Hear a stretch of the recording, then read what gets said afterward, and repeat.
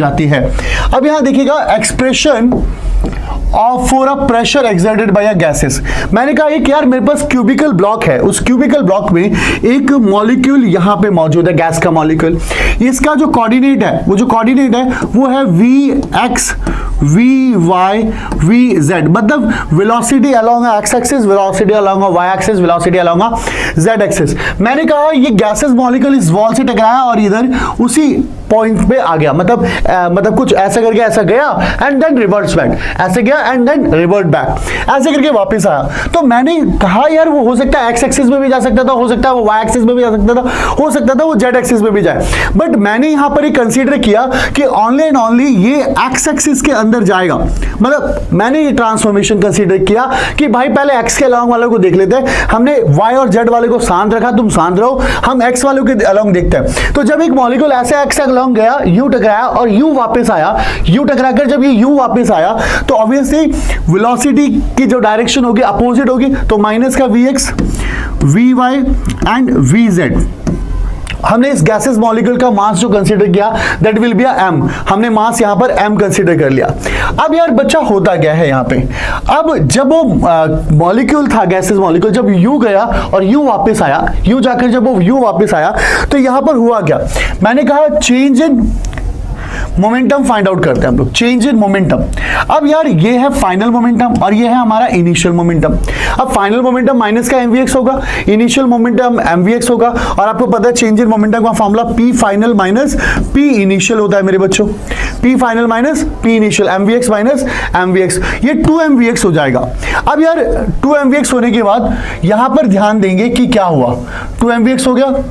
अब जब 2mvx by according to conservation of mass, conservation of mass या conservation of momentum की बात करते हैं, तो हम लोगों ने मोमेंटम में देखा कि that will be a 2mvx, मतलब कंजर्वेशन ऑफ मोमेंटम में देखा दैट विल बी अ 2, मतलब साइन लाइन हटाओ यार, मोमेंटम की बात करो और डायरेक्टली 2mvx हमने लिख लिया।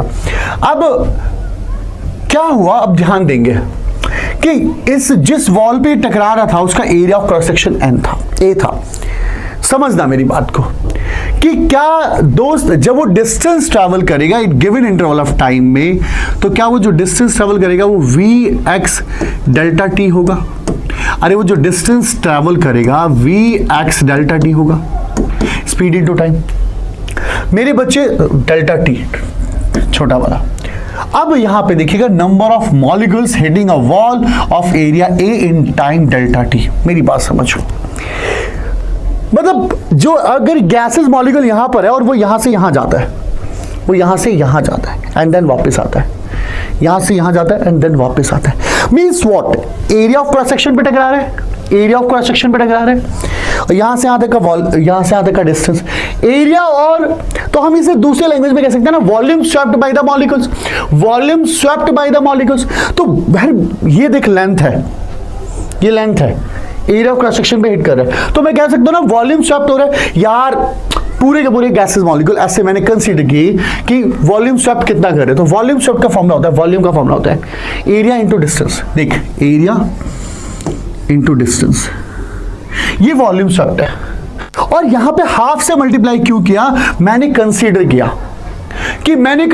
किया कि let half of the molecules are moves along the X axis. मैंने माना कि एक्स एक्सिस के अलोंग आधे मॉलिक्यूल्स ट्रांसफर्ड हो गए होंगे, मिल गए होंगे, आगे आधे मॉलिक्यूल चले गए होंगे, और जब आधे मॉलिक्यूल ट्रांसफर्ड हो गए तो मैंने इसीलिए एक्स एक्सिस वाले को, अभी मैंने वाई एक्सिस वाला और जेड एक्सिस वाले को साथ रखा है, और मैंने यहाँ पे नंबर ऑफ मॉलिक्यूल से number of molecules per unit volume से मल्टीप्लाई कर दिया।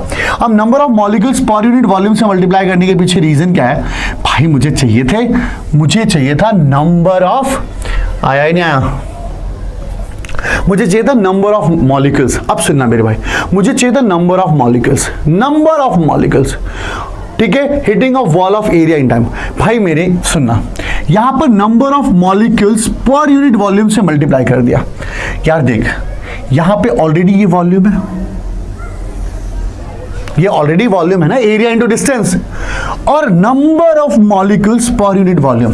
और अगर मैं volume multiply number of molecules per unit volume से मल्टीप्लाई करूंगा तो आएगा तो मेरे पास नंबर ऑफ मॉलिक्यूल्स ना, तो यही तो नंबर ऑफ मॉलिक्यूल्स, तो ये नंबर ऑफ मॉलिक्यूल्स का फॉर्मूला क्या है, नंबर ऑफ मॉलिक्यूल्स निकालने का फॉर्मूला, मतलब कैसे निकालेंगे कि volume swapped into with the number of molecules per unit volume, ultimately volume से वॉल्यूम कट जाएगा and that will be get number of molecules. तो यहां पर ये फॉर्मूला बना। अब यार यहां पर मैंने इसे n कंसीडर कर लिया, चलिए भाई बात समझ में आई। अब ये था number of molecules present in the container. हमारे पास एक गैसेस मॉलिक्यूल का जो मोमेंटम था, हमारे पास जो एक गैसेस का मॉलिक्यूल का जो मोमेंटम था वो कितना था, 2 mvx। एक गैसेस मॉलिक्यूल का जो मोमेंटम था 2 mvx था। हमारे पास इतने नंबर ऑफ मॉलिक्यूल्स है, एक का मोमेंटम 2 mvx है, हमारे पास इतने नंबर ऑफ गैसेस मॉलिक्यूल है। तो भाई टोटल मोमेंटम अगर मुझे फाइंड आउट करना है, और मुझे अगर टोटल मोमेंटम फाइंड आउट करना है, तो मैं क्यों ना total momentum transfer to a wall in a time t निकालना है। तो देख भाई ये है तो एक मोमेंटम का, एक पार्टिकल का मोमेंटम, और टोटल नंबर ऑफ पार्टिकल्स इतने हैं, तो टोटल मल्टीप्लाई करेगा तो क्या टोटल मोमेंटम आ जाएगा। पांडे सर तो मोमेंटम क्यों निकाल रहे हो, क्योंकि यार प्रेशर एक्सर्टेड निकालना है, प्रेशर निकालना है तो फोर्स चाहिए, फोर्स चाहिए तो प्रेशर, फोर्स चाहिए तो मोमेंटम चाहिए। तो यहां देख भाई, अगर हमने यहां पर मोमेंटम फाइंड आउट कर लिया, 2 से 2 कैंसिल आउट कर दिया, mn a डेल्टा टी, देख ले भाई। अब यहां पर मोमेंटम आ गया, मोमेंटम आ गया तो according to second law of motion, second law of motion क्या कहता है मेरे बच्चे, सेकेंड लॉ ऑफ मोशन कहता है कि फोर्स जो होता है वो dp बाई dt, मतलब change in momentum upon time होता है, rate of change of momentum के बराबर होता है। अब यहाँ डेल्टा पी की वैल्यू रख दी हम लोगों ने और t से डिवाइड कर दिया। यहाँ पे पहले डेल्टा t था ना, और यहाँ पे भी डेल्टा t से डिवाइड कर दिया, और ये डेल्टा t कैंसिल आउट हो गया, और हमारे पास जो फॉर्मूला बचा वो बचा mn vx स्क्वायर a। ये हमारे पास फोर्स का फॉर्मूला बचा। अब प्रेशर निकाल सकते हैं क्या हम लोग, फोर्स अपॉन एरिया, एरिया से एरिया कैंसिल आउट होएगा, फॉर्मूला आया mn vx स्क्वायर। ये प्रेशर था, ये प्रेशर था।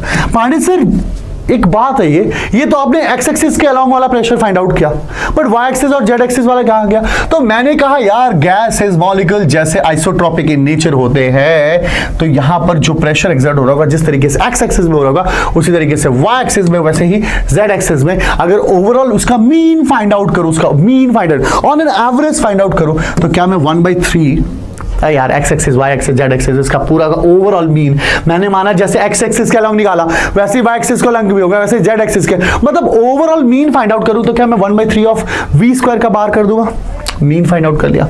अब आप देखिए मेरे पास ऑलरेडी एक फॉर्मूला था, वो था pressure equal to mn vx square, mn vx। अब क्या मैं vx स्क्वायर की जगह 1/3 v स्क्वायर, यार मैं इस vx स्क्वायर की जगह पर 1/3 v स्क्वायर का बाहर लिख सकता हूं, देख लिख दिया मैंने, ये आंसर आ गया, that will be the pressure. अगर मैं कहूं कि मुझे डेंसिटी चाहिए, वो भी डेंसिटी कैसे, मास पर यूनिट वॉल्यूम, मुझे कैसे चाहिए डेंसिटी, मास पर यूनिट वॉल्यूम।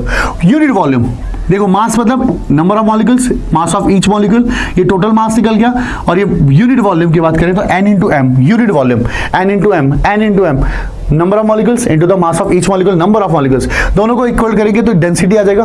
तो m इंटू n की जगह मैं डेंसिटी रख सकता हूं।